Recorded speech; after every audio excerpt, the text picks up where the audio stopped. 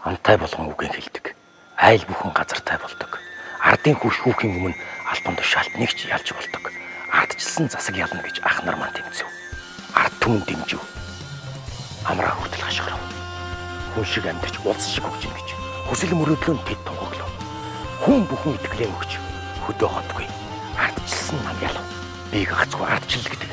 Би хүмүүний үнэт эрдэнэ тэгш ирэх тусгаар тогтол тэмцэж ялсан өвөгдийн түүх амиа өгсөн газар шороо алаг үрс юм гэрэл дэрээдүй ард түмнийхээ гэгэн хүслийг амаа мэдгүй хашгирч явлаа.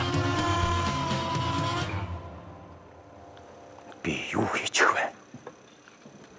Тэгтэл дахиж шүтээд байсан нөгөө ардчил маань талцаж хуйлдагсдын халахвч болж шунал эрх мэдэл өнгөн хувирч шуудаад хийсэн үхрийн ивэр шиг улаан шагаалтсан ардчилсан ах нар маань улс орноор минь тоглож орхилоо.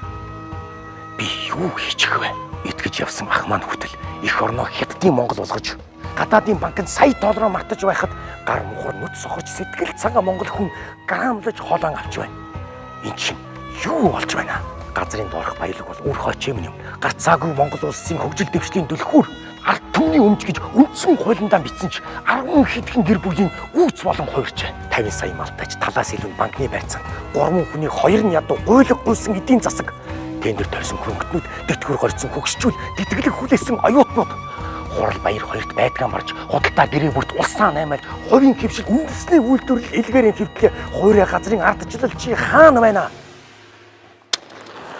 Өмнөх үеийн минь Америк авч ирсэн тэр ирээдүйг өнөө үеийн та нар өрөнд тавьж зүтгэлээ. Гэтэл баршгүй их хөрийн чин золиосонд гიშгэх газар мөгчих үедээ бидний ирээдүй. Цаг өөр болж, цагдаа үннийг биш эрх мэдэлтнийг хамгаалдаг болж, хинч үннийг хэлэх юм болж, хэлбэл шууд шоронд явдаг болж. Эрхэн эдэлж үгэн бэ хэллээ. Энэ бидний хүссэн ардчлал биш. Их орны минь ирээдүй ч юм биш.